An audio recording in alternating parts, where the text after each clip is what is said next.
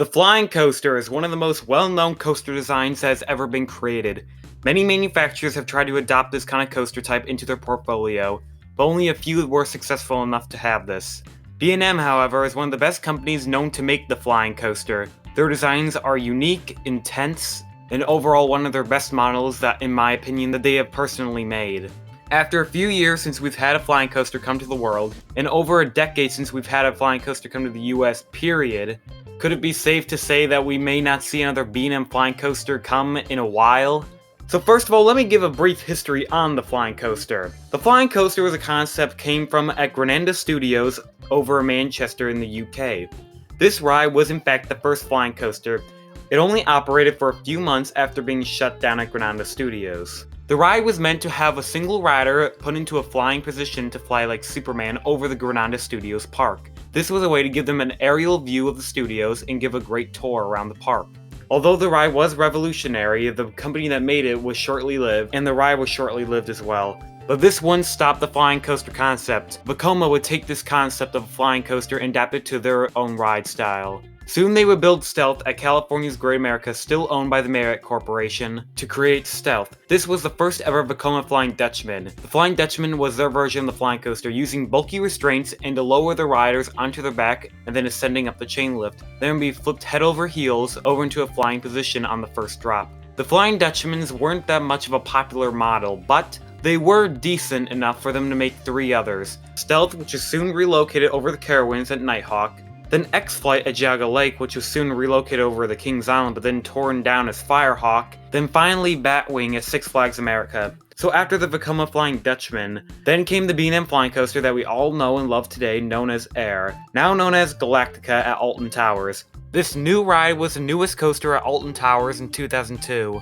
This ride had a few differences compared to the Vekoma flying coaster. They would use less restraint systems to lock the riders up. Instead of laying them on their backs, they would put right up in the flying position in the station. So the B&M flying coaster seemed to be a very promising coaster that B&M would like to incorporate into other parks. Soon parks like the Six Flags chain would soon buy the B&M flying coaster with their 3 Superman clones. And then later they would buy Tatsu at Six Flags Magic Mountain. And then the final flying coaster in the US, known as Manta at SeaWorld Orlando. So the B&M flying coasters seemed to be a kind of model that was pretty unique. They get sold off a few of these coasters. But in 2016, when they opened Flying Dinosaurs at Universal Studios Japan, the trend just stopped after 2016. So why aren't we seeing that many B&M flying coasters anymore? I mean, B&M, they haven't built that many. There's a few in the US, most notably known as the Superman clones Manta and Tatsu. Then some B&M flyers sold overseas, but then soon after that, that was it. So there may have been a reason for this decline in B&M flying coasters. So let's look at the purchase history of the B&M flying coaster from B&M. When you look at the B&M flying coaster, there was a trend of parks wanting to buy them, so they sold off a few, but then there was another model that came into play that may have had some kind of impact on the B&M flying coaster. So B&M, as it is an expensive company, a company like Zamperla, which is a small corporation known for their flat rides, and known for running Coney Island Luna Park, they decided to have a take on the flying coaster. By this, they introduced the Zamperla Volar, which was the flying coaster for the cheaper park. So the first one they added was at Illich Gardens, known as Flying Coaster. Yes, the name isn't original at all. This version, they would have a constantly moving platform, which would have the riders step onto a small ladder, and then have a cage slowly pressed onto them. This ride wasn't really that well liked. In fact, it is known as one of the worst flying coasters ever made. You're basically in a cage while being tossed around through inline twists, while being swung back and forth at only 25 miles per hour. This ride was small though, only 1,282.8 feet long, with only a height of 50 feet, so the Zamperla Volar was probably more economical for smaller parks. So parks may have decided to go with this over something like the B&M Flyer, which created a little competition, but I don't think there's that much. But the Zamperla Volar couldn't have been the main reason why parks don't buy B&M flying coasters anymore. I mean, yes, they're still selling the Volar coaster because they're still cheap. I mean, there was one recently built at Wonderland Eurasia in Turkey in 2019, so these coasters are still being sold. So why aren't parks buying B&M Flyers? What could be a theory is that there are more impressive rides in B&M's portfolio that's more appealing to parks than the flying coaster. So when you looked at when the trend of flying coasters stopped, which around 2009 when Manta was installed, B&M has just introduced the Wing Coaster.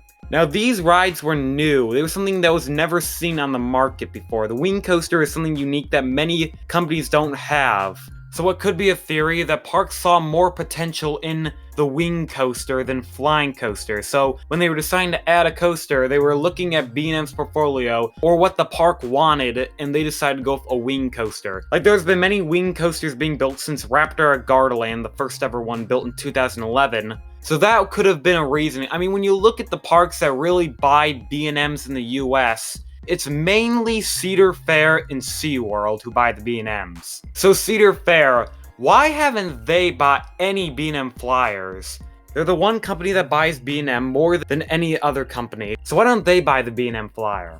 So maybe it was the fact about the dive and the Wing Coaster. That could have been a reason. I mean, maybe Cedar Fair saw more potential in these rides over a flying coaster because, you know, dive coasters are crowd pleasing. The US, there aren't that many dive coasters, so they saw more potential in this than the B&M flying coasters when there's still quite a lot of them in the US, so they didn't need another B&M flying coaster in the US when they could probably see a better return if they added something more unique. Because the dive coaster, there aren't that many when Valraven and Yukon were built. There still aren't that many in the US. And then the Wing Coaster, when they were starting to buy some of those, there weren't that many because in 2012, that's when the Wing Coaster just started coming to the US. So that was way more unique, and Cedar Fair probably saw a better opportunity than adding a flying coaster. So now that we have all these dive coasters, all these wing coasters, why aren't we seeing any flying coasters? What could have been a reason that they don't get the flying coaster, they already kind of have them with the Vekoma Flying Dutchman models. Like with Firehawk, they probably won't add one at King's Island because they already had a ride so similar to that. And then like Carowinds, they have Nighthawk. And those rides haven't been the most popular, so maybe Cedar Fair, they haven't really seen the need to get a flying coaster. I mean, maybe they are going to get a flying coaster because the park like Cedar Point, they have almost every B&M model, so they're probably going to get the flying coaster sometime in the future, maybe 2021. I probably wouldn't bet on it. So that's why Cedar Fair doesn't really buy the B&M flying coaster at the moment. Because they're more focused on the dive and the wing coaster so far, because they're a little more unique than the flying coaster because they were newer models than the flyer is. The dive we haven't seen much in the US, and the wing we haven't seen much in the US, so they were more of a potential profit than the flying coaster is. Then again, like the SeaWorld chain, they probably don't get flying coasters because they're looking at more unique models. When you're looking at the rides they're adding, the last few years they were kind of cheaper options because SeaWorld was still trying to grow from the backlash they had. But now in 2020, they're adding Iron Gwazi, Pantheon. These rides are something more diverse in their lineup. I'm not going to knock B&M flying coasters for this company out of the question. They added Manta in 2009, and that's the only flying coaster in their chain, so that's probably a potential option. I mean, that's just if they want it and they see the potential in it, because there are so many coaster models that are coming out, and ones are just more popular than the B&M flying coaster because the B&M flying coaster hasn't been much on a trend lately, and these other rides they're building have been proven to be more popular to the general public, so flying coasters just don't seem as popular as they used to be so far.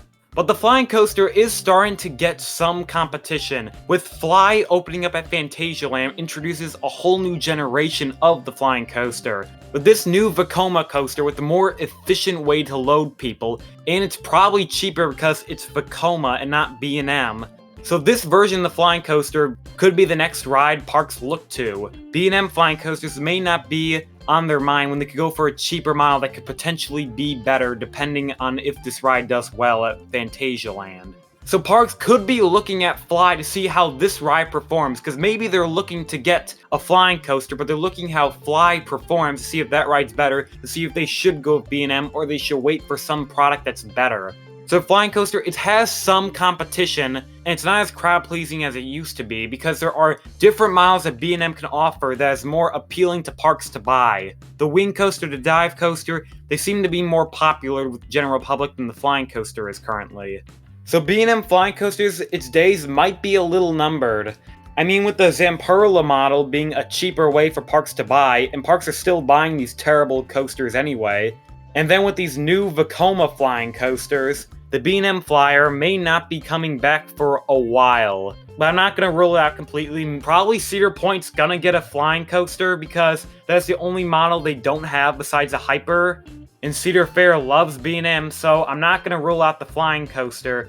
It's just a little sad that we haven't seen a flying coaster come to the US since Manta, and we haven't seen a flying coaster come period since Flying Dinosaur all the way over in Japan. So the B&M flying coaster may not be coming back for a while, maybe it will. But with this Vekoma flying coaster, it doesn't seem likely. There could be a better ride on the market than B&M can offer. So please leave in the comments below on what's your favorite flying coaster, whether it's from B&M or Vekoma. And do you think the flying coaster will be coming back to a park in the US or any park sometime soon? And remember, hit that subscribe button, tune in every week for a new video on Great American Coasters, and I'll catch you guys next time.